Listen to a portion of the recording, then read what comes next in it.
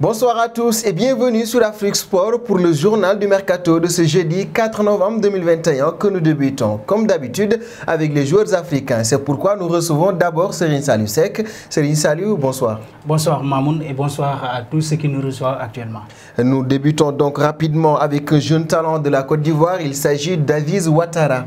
Voilà, c'est ça, le stade René vise un Ivoirien et Florian Maurice aurait coché son nom. Il s'agit bien d'Aziz Ouattara. Le stade René semble trouver une pépite. En effet, si l'on en croit les dernières informations de Sport Bladet, Florian Maurice aurait cette fois-ci coché le nom du jeune Aziz Ouattara. Ce jeune milieu de terrain âgé de 20 ans évolue actuellement au sein du club suédois d'Hammarby et réalise une belle saison, auteur de 3 buts en 24 apparitions.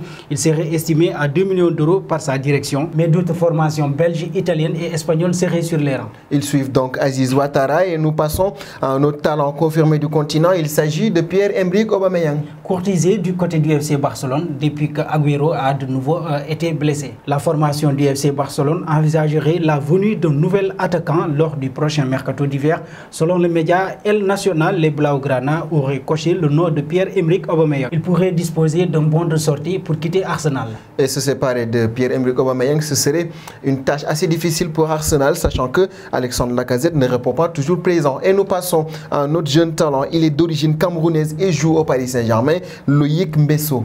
Loïc Mbesso, le Paris Saint-Germain aimerait le prêter à Valenciennes. Selon l'équipe, le jeune Camerounais âgé de 17 ans intéresserait Valenciennes. Le jeune défenseur central évoluant avec la réserve parisienne pourrait débarquer dès cet hiver à Valence. Actuellement 18e de Ligue 2, il n'a disputé aucune rencontre depuis le début de la saison. Loïc qui n'a pas donc été utilisé par le Paris Saint-Germain. C'est donc notre dernier talent du jour. Serigne Saliou Seck, merci pour ces informations. Merci à vous aussi Mamoun et merci chers téléspectateurs d'Afrique Sport. Et on se retrouve très rapidement pour la seconde partie de ce journal du Mercato.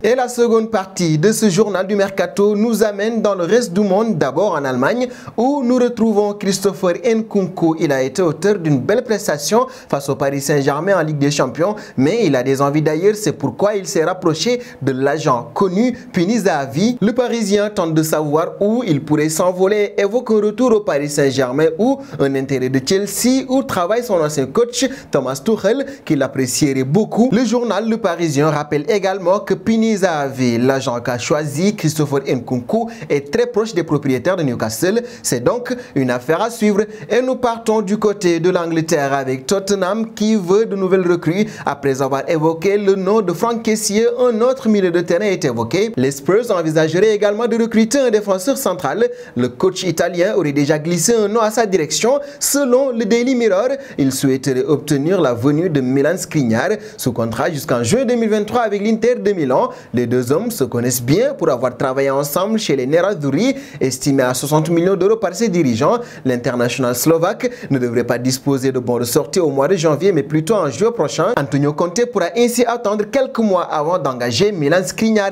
Et nous partons du côté du Paris Saint-Germain avec le dossier Angel Di Maria. Ce dernier pourrait rester du côté du Parc des Princes. En effet, l'international argentin dispose dans son contrat d'une option permettant à son bail d'être prolongé d'une année automatiquement. Si l'on en croit les dernières informations du journal L'Équipe, El Fideo, lui, souhaiterait voir cette clause levée. L'actuel leader de la Ligue 1 sera d'ailleurs son dernier club européen, puisque le joueur de 33 ans envisage aussi de finir sa carrière dans son pays natal. Angel Di Maria, qui est un des joueurs majeurs du Paris Saint-Germain et du PSG. Nous passons au Real de Madrid. Ici, Carlo Ancelotti aurait coché le nom de Fabian Ruiz, un joueur qu'il connaît effectivement. Il l'a eu sous ses ordres à Naples, lié jusqu'en juin 2023 avec le Napoli. L'international espagnol n'envisagerait pas de prolonger pour le moment. L'été prochain, il entrera dans sa dernière année de contrat et pourra donc forcément avoir un départ. Auteur de 3 buts et de 2 passes décisives en 14 rencontres toutes compétitions confondues, le natif de Los Palios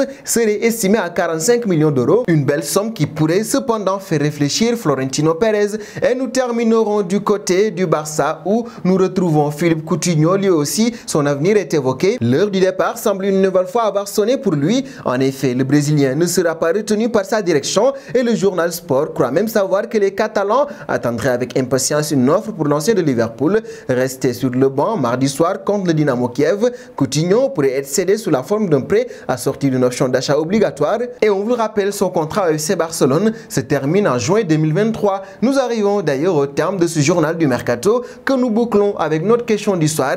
Pierre-Emerick Aubameyang au Barça, qu'en pensez-vous? Vos réponses seront attendues en commentaire. En attendant, n'hésitez pas à vous abonner sur Afrique Sport pour ne rien manquer des informations autour du Mercato.